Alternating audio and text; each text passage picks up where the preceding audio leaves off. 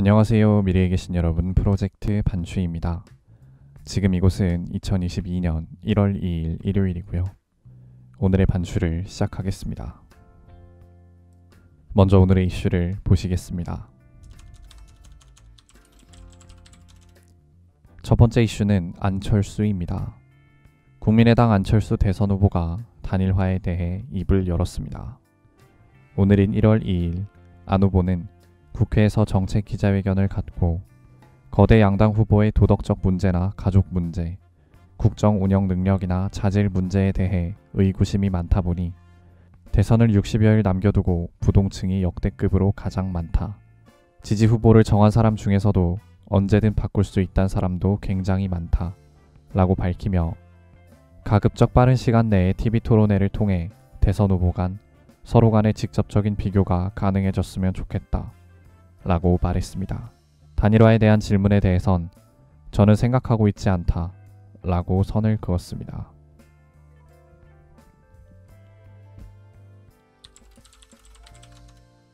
두 번째 이슈는 후보 패싱입니다. 국내 게임 전문 매체 인벤이 진행한 윤석열 국민의힘 대선 후보 서면 인터뷰가 후보자 본인의 동의를 받지 않은 채 실무자선에서 작성된 것이 드러나 논란이 되고 있습니다. 오늘인 1월 2일 국민의힘 하태경 의원은 자신의 SNS에 인터뷰를 공유하면서 나는 어제 저녁 인터뷰의 문제점을 지적하며 인터뷰가 청년 지지율을 떨어뜨린다고 비판한 글을 게재한 바 있다. 그 직후 그 인터뷰는 후보에게 보고조차 되지 않았다는 것을 확인했다. 후보 동의도 받지 않은 인터뷰 답변이 후보 이름으로 나가고 있는 것이다. 게임은 2030 세대에게 지대한 영향력을 끼치는 이슈다. 이런 큰 문제를 당내 게임 전문 의원과 협의도 하지 않고 심지어 후보 본인도 모른 채 후보 이름으로 내는 현재 선대위에 심각한 문제가 있다. 라고 지적했습니다.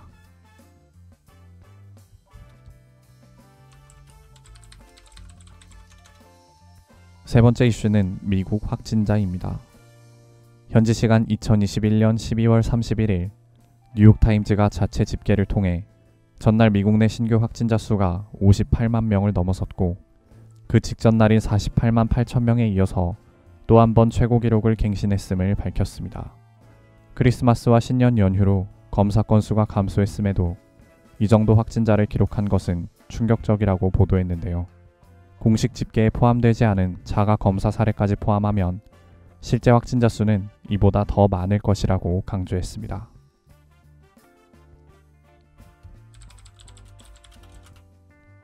다음은 요일별 테마를 보시겠습니다. 오늘은 일요일이고요. 일요일의 테마는 멜론 차트 순위입니다. 2022년 1월 2일 멜론 차트 순위를 보시겠습니다.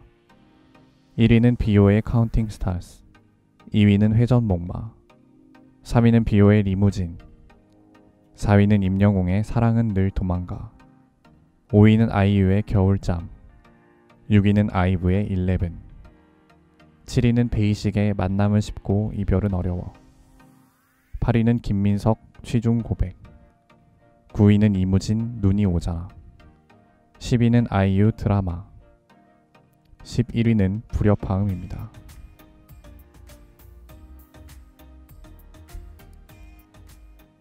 이제 여담 시간입니다. 오늘의 여담 주제는 월북입니다.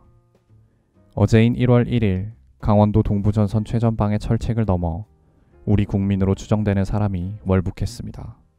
합동참모본부는 어젯밤 9시 20분쯤 동부전선 비무장지대 내에서 미상 인원 1명을 감시장비로 포착해 작전 병력을 투입했으나 해당 인원이 오후 10시 40분쯤 군사 분계선을 넘어 월북한 것을 확인했다고 밝혔는데요.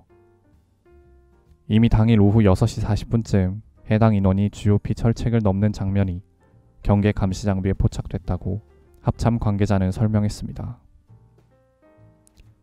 그러니까 누군가가 철책을 넘어간 후 3시간 동안 우리 군은 모르고 있었으며 끝내 이 사람이 월북할 때까지 신원을 파악하지 못한 것인데요.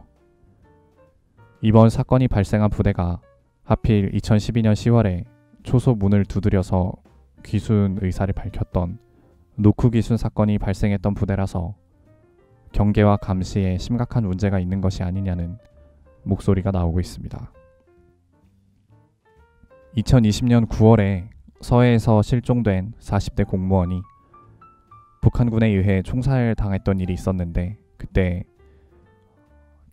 이걸 두고 이게 납북이냐 아니면 월북이냐 이야기가 굉장히 많았었는데요. 그때 북한이 이 공무원을 총살한 그 조치가 국가 비상 방역 규정에 따른 것이라고 주장을 했었기 때문에 현재 이 월북자도 그러한 규정에 근거해서 끔찍한 일을 당할 가능성이 있다고 합니다.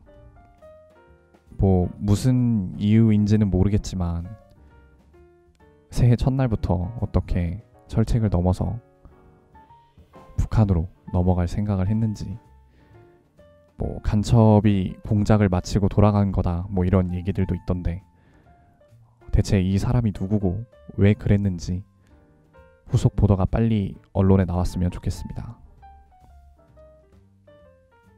다음 주제는 이번 주 날씨입니다. 여전히 한겨울 날씨가 이어지고 있습니다. 대체로 최저기온이 영하 10도 안팎에 자리하고 있고 최고기온은 대체로 3도 안팎을 유지하고 있습니다. 다음 주 주말쯤 되면 그래도 살짝 기온이 오르는 모습을 보이는 것 같은데 요새는 밖에 이제 밤에 돌아다니면 막 귀가 진짜 잘릴 것처럼 막 쓰라려가지고 이런 혹한기가 빨리 지나가고 좀 덜 추운 날씨가 찾아왔으면 좋겠습니다.